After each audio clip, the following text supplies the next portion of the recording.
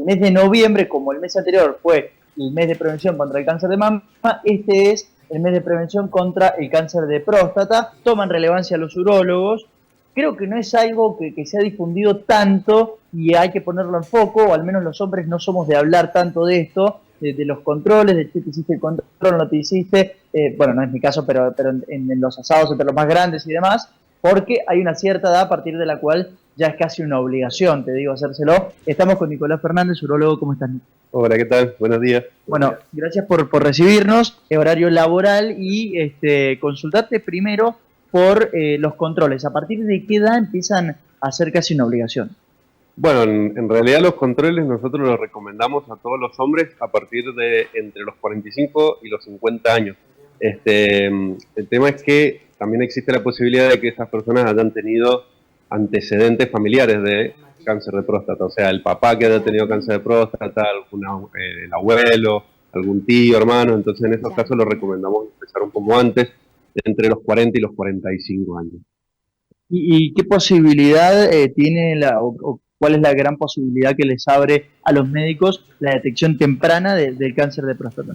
Bueno, es buena la pregunta porque el cáncer de próstata es una patología que cuando empieza no genera síntomas muy evidentes, y realmente cuando aparecen los síntomas es una enfermedad ya avanzada. Entonces, empezar con la detección temprana del cáncer de próstata a nosotros nos garantiza poder justamente eso, detectar a tiempo una enfermedad que está empezando y poder ofrecer un tratamiento.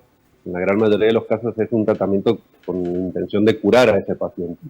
Entonces es muy importante poder hacerlo, y una vez que se detecta temprano, podemos asegurarle a un paciente en más de un 80% que pueda tener una sobrevida de más de 10 años con ese cáncer, o curarlo.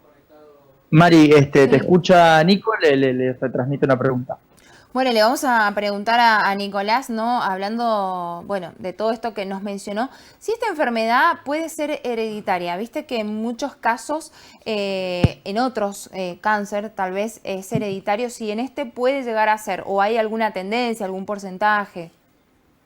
Claro, me dice Mari si hay alguna tendencia, algún porcentaje, algo con respecto a ser hereditario, ¿no? Hay cáncer que por ahí tienden a ser más hereditarios. ¿Hay alguna influencia? Claro, en realidad no es que un cáncer no es hereditario en el sentido de que si el papá lo tuvo, el hijo lo va a tener, o que si un familiar lo tuvo, sí o sí el familiar, este paciente lo va a tener, pero sí tiene alta carga genética, tiene componente genético. Entonces en realidad aumentan las probabilidades de que si un familiar, sobre todo de primer grado, lo ha tenido, aumenta la probabilidad de que ese paciente lo tenga. ¿Qué pasa con el cáncer de próstata? Claro, exactamente. Por eso aconsejamos que si el familiar ha tenido el cáncer de próstata, ese paciente tiene que consultar antes. Claro, se decía 5 o 10 años antes. Claro, exactamente. Y con respecto a las edades, los controles empiezan a hacer a partir de esta edad porque es donde se incrementa la posibilidad de tenerlo, pero antes puede tener una persona por algún golpe, algo que lo despierte. No, esto es más de la carga genética, como dije recién.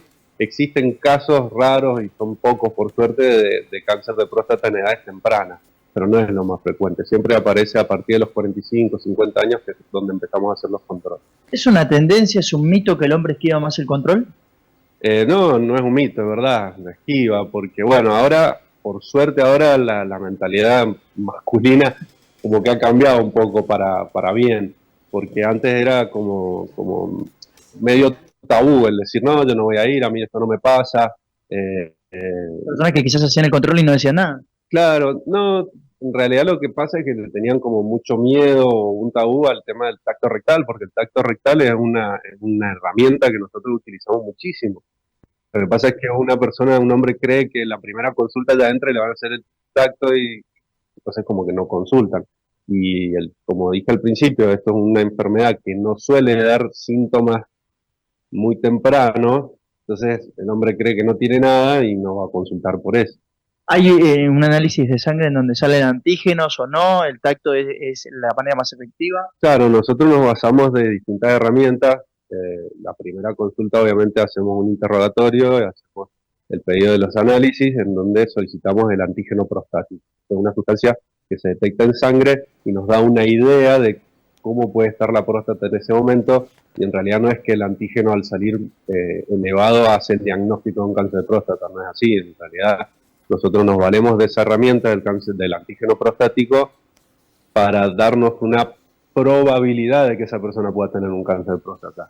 Pero el antígeno puede elevarse por muchas otras situaciones. Entonces, empezamos con eso y después, según cómo salgan los resultados, nos valemos de otros estudios, como haciendo ecografías, el tacto rectal, podemos pedir resonancias.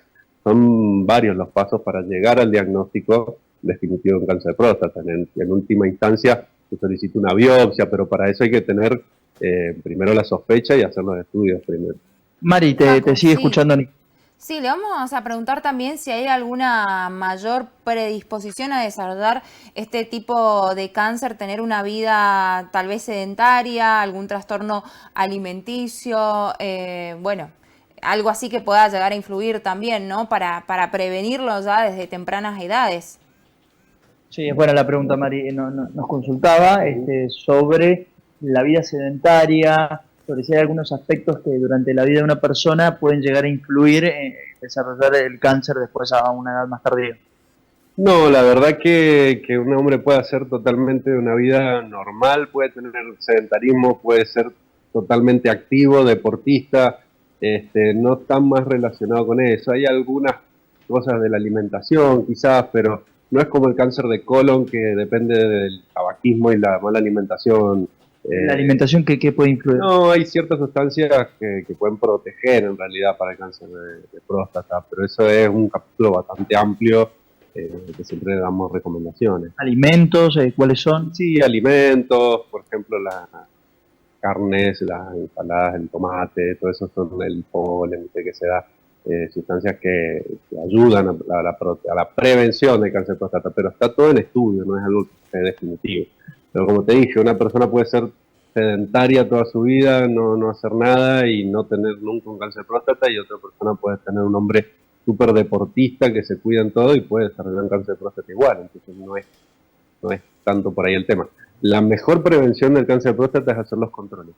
Eso es lo mejor que podemos hacer para evitarlo o para prevenirlo, y en el caso de que aparezca, tratarlo. Pero lo mejor que podemos hacer es los controles con el urólogo.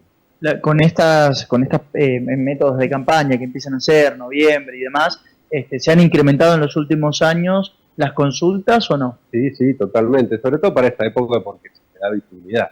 Pero sí han aumentado las consultas en relación a lo que hablábamos antes. Hay como menos tabúes o menos miedos a la consulta.